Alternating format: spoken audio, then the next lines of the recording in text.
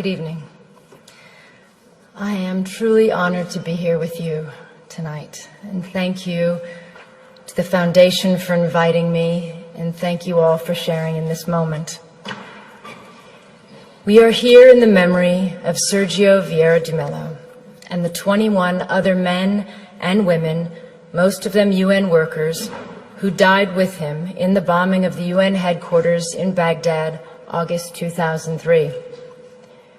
We remember all those who died to acknowledge each valuable life cut short and the families who share, even today, in their sacrifice.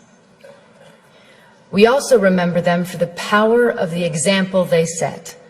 Brave individuals from 11 different countries working to help the Iraqi people at the direction of the United Nations Security Council and on behalf of all of us. This is sometimes forgotten, that in serving under the UN flag, they died in our names, as our representatives. And at their head, Sergio was a man of extraordinary grace and ability, as many who knew him will testify. A man who gave 30 years to the United Nations, rising from a field officer to High Commissioner for Human Rights and Special Representative to Iraq. From Bangladesh to Bosnia to South Sudan to East Timor, he spent the majority of his career in the field, working alongside people forced from their homes by war and assisting them with his skill as a diplomat and a negotiator. Perhaps the greatest testament to his contribution is how much his advice would be valued today. As the Syrian conflict enters its 7th year, as we live through the gravest refugee crisis since the founding of the United Nations, as 20 million people are on the brink of death from starvation in Yemen, Somalia, South Sudan, and Southeast Nigeria, I cannot imagine that there is anyone in the leadership of the United Nations who would not welcome the opportunity to consult Sergio or to send him into the field once more. He is truly missed. It is humbling for me to speak tonight in the presence of members of Sergio's family and his former colleagues. I never knew Sergio, but I have stood before the plaque in the place where he died. I felt profound sadness at the fact that the conflict in Iraq, the source of so much Iraqi suffering to this day, had claimed the lives of men and women whose only intention was to try to improve a desperate situation. But I also saw clearly the value and nobility of a life spent in service to others. Sergio was a man who never turned down an assignment, no matter how difficult and dangerous, or as others have put it, who handled one impossible task after another. He was a man, to borrow the words of Thomas Paine, whose country was the world, whose religion was to do good. He will always remain a hero and inspiration to all who follow in his footsteps. The UN's work did not end there, in the rubble of Canal House 14 years ago. Hundreds of UN staff have served and continue to serve in Iraq, as they do from Afghanistan to Somalia, because the task of building peace and security can never be abandoned, no matter how bleak the situation. My thoughts on Sergio's life and legacy derive from my 16 years with UNHCR, the agency he spent so much of his career serving and representing. But I also speak as a citizen from my country, the United States. I believe all of us who work with the UN preserve this duality. The United Nations is not a country. It is a place where we come together as nations and people to try to resolve our differences and to unite in common action. As a citizen, I find myself looking out on a global environment that seems more troubling and uncertain than any time in my lifetime. And I imagine many of you feel the same. We are grappling with a level of conflict and insecurity that seems to exceed our will and capabilities, with more refugees than ever before, with new wars erupting on top of existing conflicts, some already lasting decades. We see a rising tide of nationalism, masquerading as patriotism, and the reemergence of policies encouraging fear and hatred of others. We see some politicians elected partly on the basis of dismissing international institutions and agreements, as if our countries have not benefited from cooperation but actually been harmed by it. We hear some leaders talking as if some of our proudest achievements are in fact our biggest liabilities, whether it is the tradition of successfully integrating refugees into our societies or the institutions and treaties we have built rooted in law and human rights. We see nations that played a role, a proud role, in the founding of the International Criminal Court, withdrawing from it on the one hand, and on the other, we see arrest warrants for alleged war crimes issued but not implemented, and other crimes ignored altogether. We see a country like South Sudan, ushered by the international community into independence and then largely abandoned, not by the UN agencies and NGOs, but effectively abandoned without the massive support they need to make a success of sovereignty. And we see resolutions and laws on the protection of civilians and the use of chemical weapons, for instance, flouted repeatedly, and in some cases under the cover of Security Council vetoes, as in Syria. Many of these things are not new, but taken together and in the absence of strong international leadership, they are deeply worrying. When we consider this, all of this and more, as citizens, what is our answer? Do we, as some would encourage us to think, turn our backs on the world and hope that the storm will pass? Or do we strengthen our commitment to diplomacy and to the United Nations? I strongly believe there is only one choice, demanded by reason as well as by conscience, which is the hard work of diplomacy and negotiation and reform of the UN. This is not to say that in any way this is an easy road, and there are reasons for people to feel insecure today. The level of conflict and lack of solutions combined with the fear of terrorism, the reality that globalization has brought vast benefits to some and worsened the lot for others, the sense of disconnect between citizens and governments, or in some countries the lack of governance, the overall feeling that for all our gains in technology and connectedness, the less we are in control of forces shaping our lives. All these factors and more have contributed to a sense of a world out of balance, and there are no easy answers. And despite the millions of people who have lifted themselves out of poverty in our lifetime, the difference between the lives of those of us born in wealthy, democratic societies and those born into slums and refugee camps in the world is a profound injustice. We see it, and we know it's wrong at a simple human level. That inequality is contributing to instability, conflict, and migration, as well as to the sense that the international system serves the few at the expense of the many. But again, what is our answer as citizens? Do we withdraw from the world where before we felt a responsibility to be part of the solutions? I am a proud American, and I am an internationalist. I believe anyone committed to human rights is.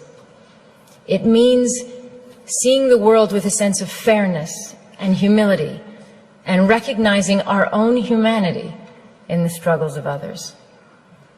It stems from a love of one's country, but not at the expense of others, from patriotism, but not from narrow nationalism.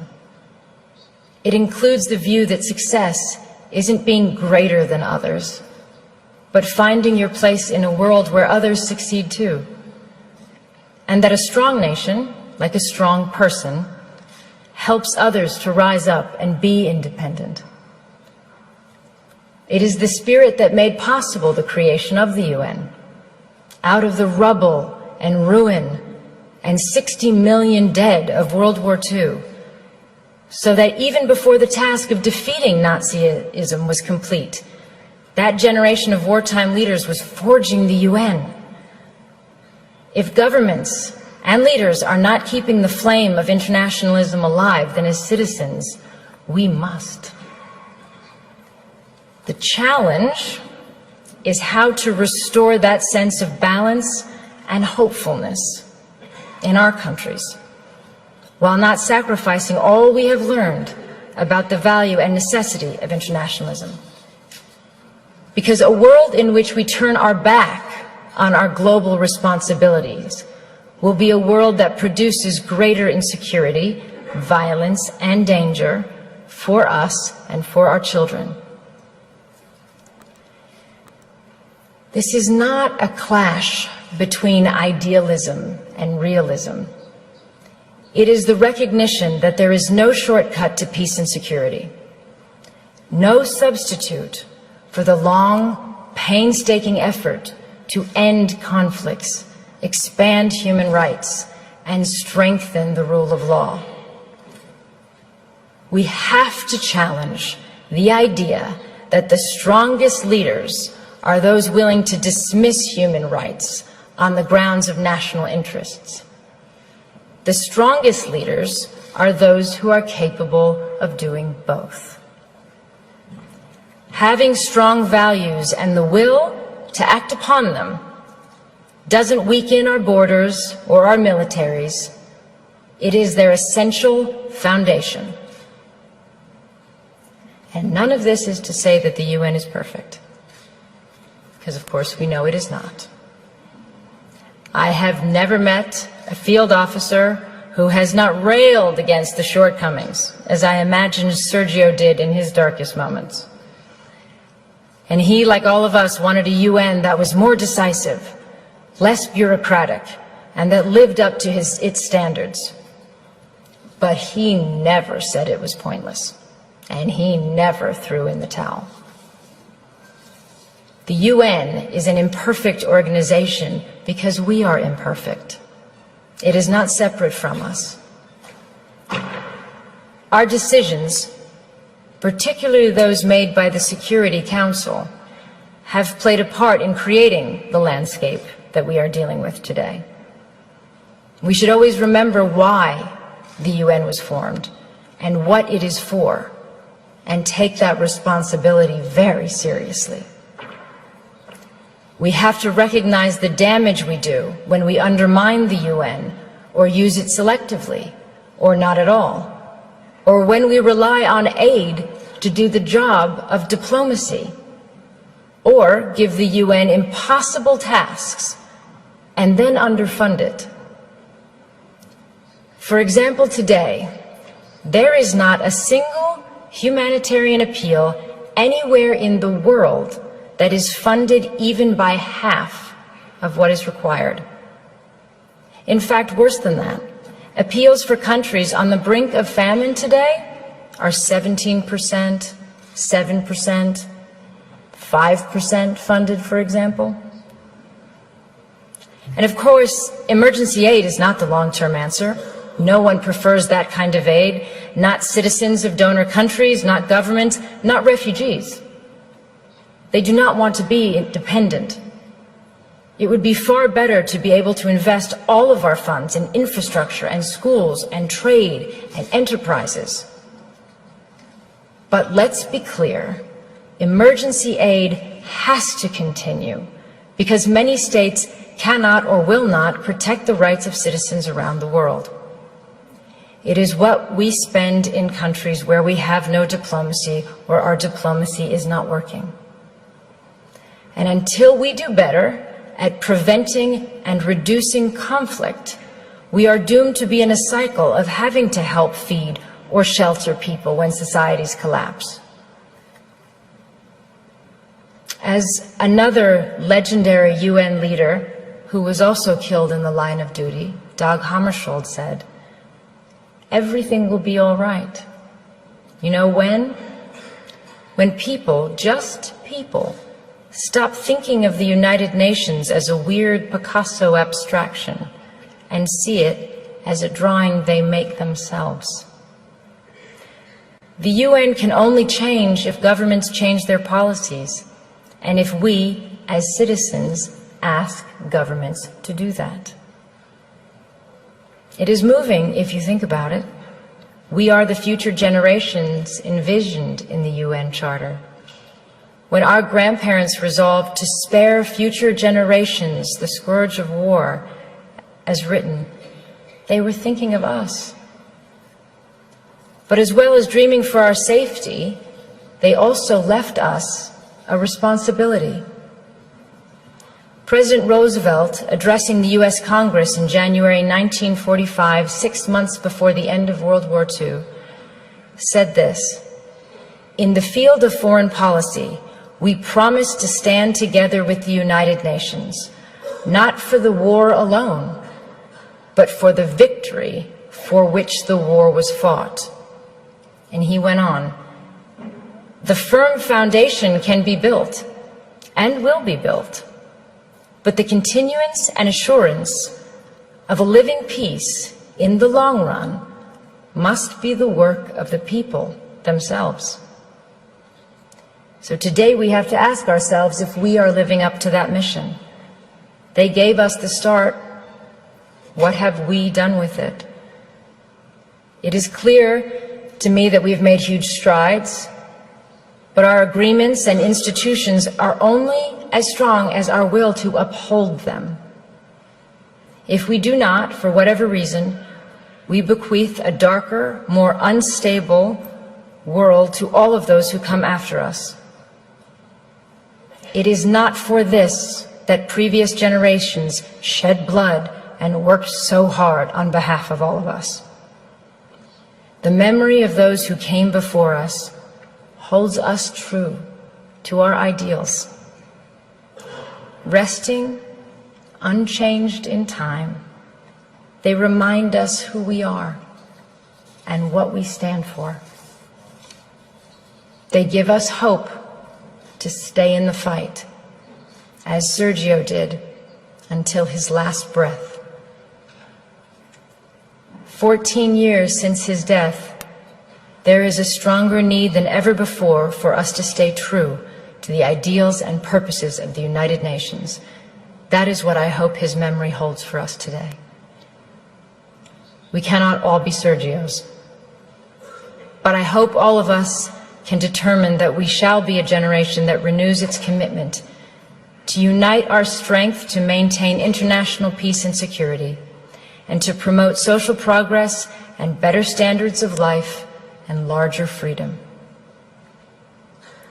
But in the final analysis, if we do not, even if that level of vision eludes us, and we continue to simply manage rather than overcome our generation's challenges, we just have to keep working, determinedly, patiently, and you can be certain that as you do, that you follow the example of one of the UN's finest sons, and that to do even a little of his good, to apply ourselves to the work he left unfinished, in whatever way we can, is a worthy task for all of us.